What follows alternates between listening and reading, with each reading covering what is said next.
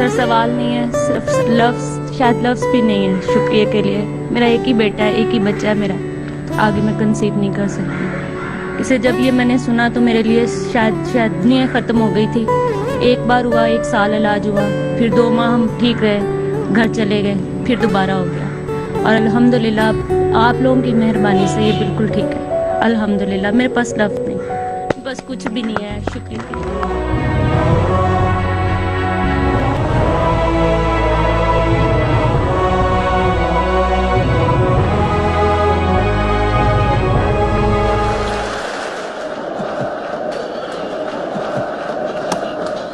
That's up in the air, he's getting under it, this could be victory, it is! Pakistan win the World Cup, a magnificent performance in front of 87,000 people. Imran Khan has led his side to victory, what a great victory. And they're loving every moment of this. Imran Khan, his 5th World Cup, his 5th attempt to win the trophy, and he's finally done it. They said, a state-of-the-art cancer hospital in Pakistan? Where will the funding come from? But the response to the masses of Pakistan was overwhelming.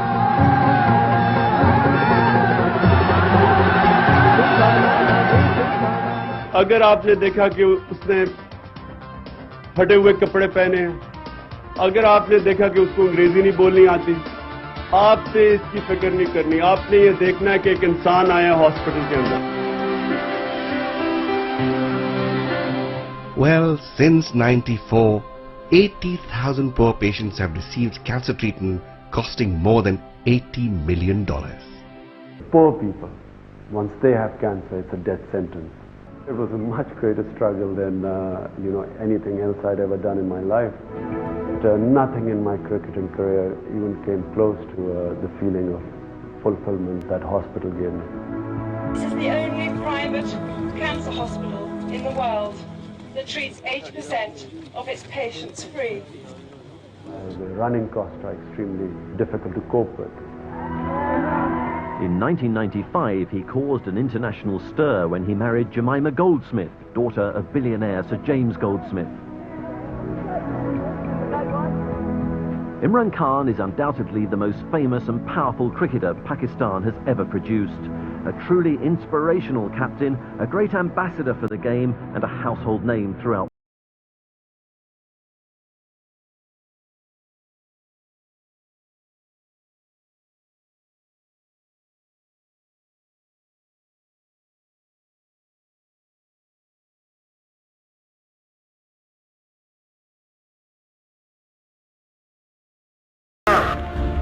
because there was danger of denial of these human rights in this continent.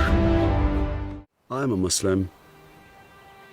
I have faith in God and I live by the Quran.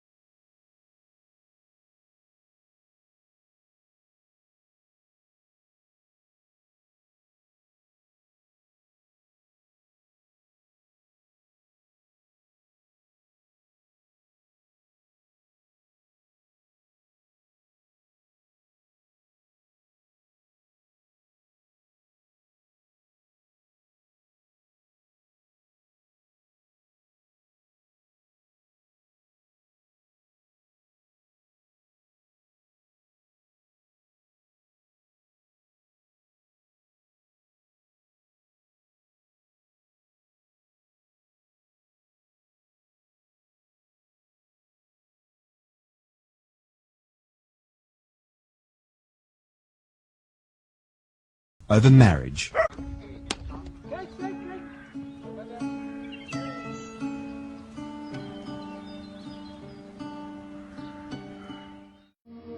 When I saw this wilderness, I imagined a knowledge city.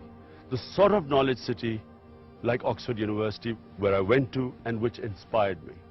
And hence you see Namal College, which in my opinion is the beginning, inshallah, of the biggest knowledge city in Pakistan. So the degrees that are delivered here at Namal College are the exact same degrees delivered at the University of Bradford. I think it's a very ambitious plan. It's Imran's vision is of a sort of knowledge city, and I think that's achievable. To make this dream come true, I need your help. I need the help of people of Pakistan, just as they helped me in building Shaukat Khanum Cancer Hospital. Countries are built on knowledge cities. Knowledge cities provide the intellectual and technical base for a country to become a developed country. For Pakistan to fulfill its potential, this project must succeed.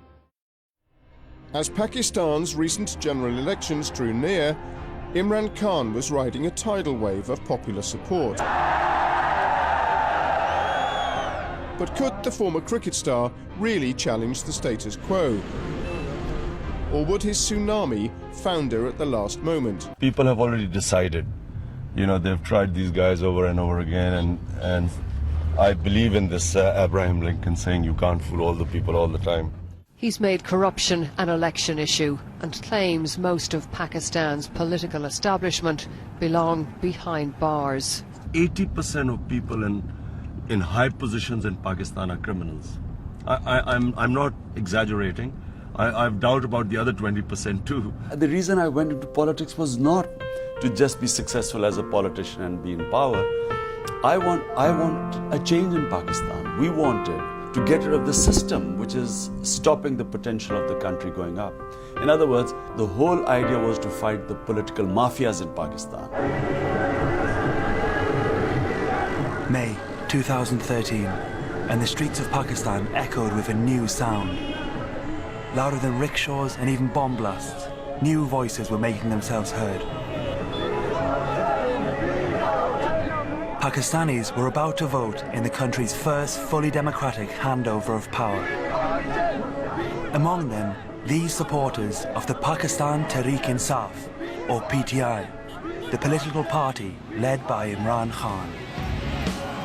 In the run-up to polling day, the former cricket star was riding a wave of support so strong he called it the tsunami. But he has mobilised a new generation, and his rivals are watching carefully. He's also promised to end corruption in 90 days. Critics say he's naive and dangerous. Supporters insist he's their saviour.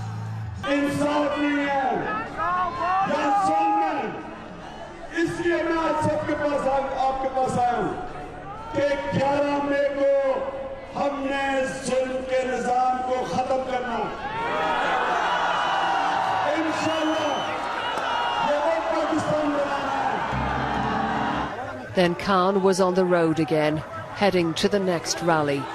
When the votes are cast, he could be part of a new coalition government or a major voice in opposition. Either way, he'll be hard to ignore. Imran himself had received death threats, yet he insisted on staying close to the crowds. Police! Police!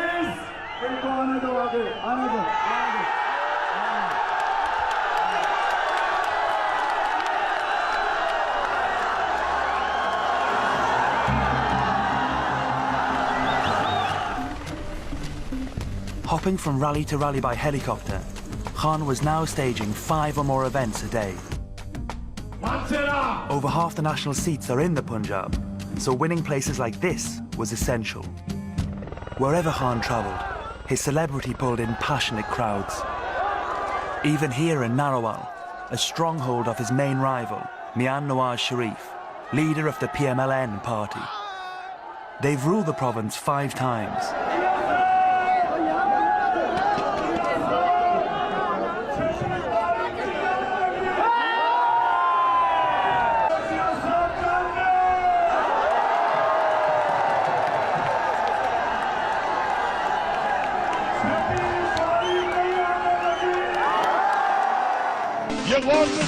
So what you're saying is you think you'll have a better chance of meeting women once you're elected? 4 days out from the election, Khan planned to hit Lahore with 8 separate rallies around the city in one night.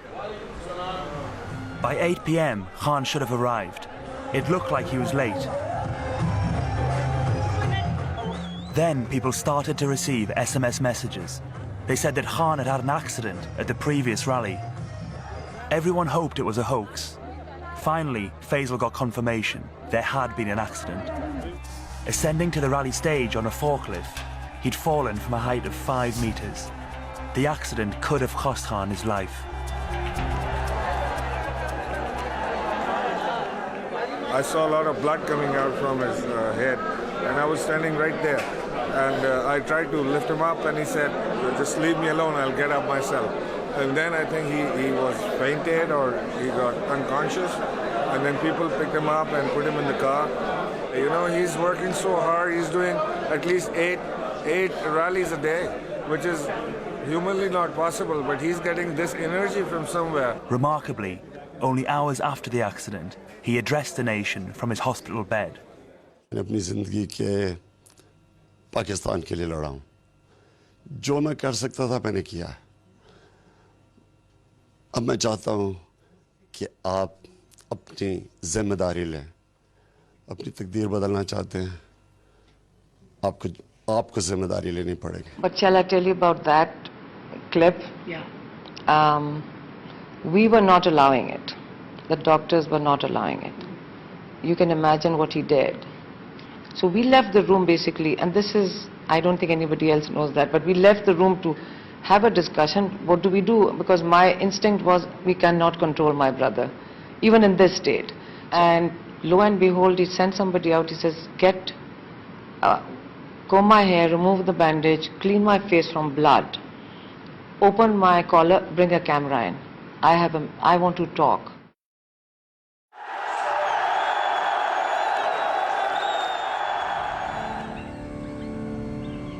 Two days later, in Pakistan's leafy capital, polls opened at 8 a.m.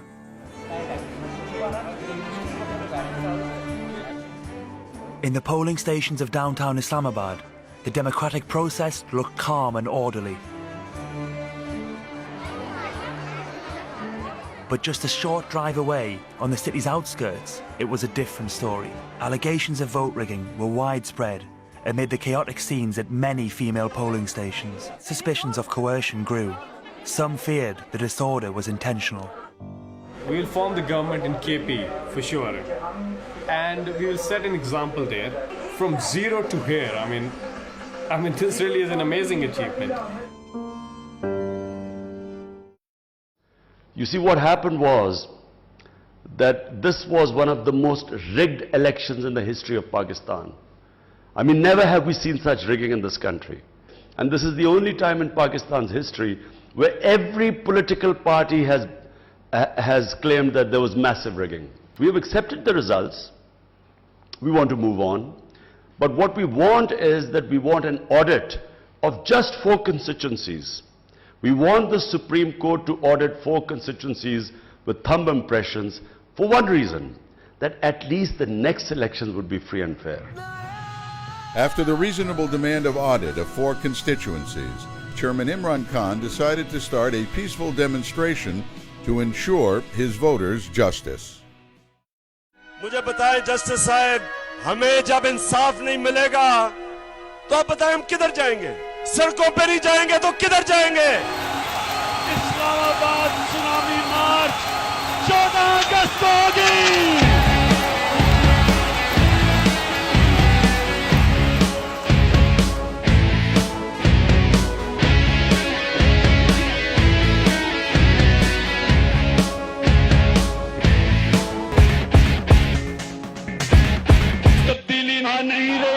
And these rock concert-like rallies had become key to Khan's campaign. I think what's important is that all these events that you're seeing, people are coming out on one SMS.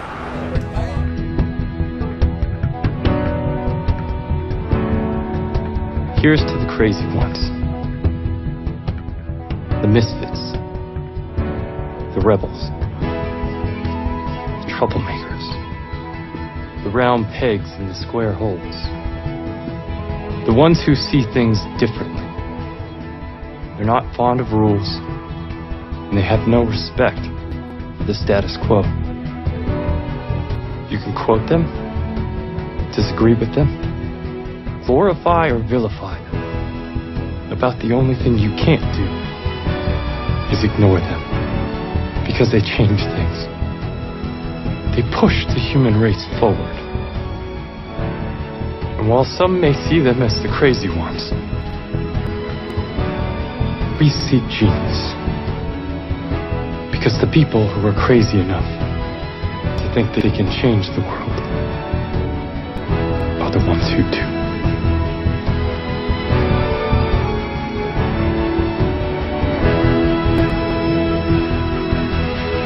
How's that?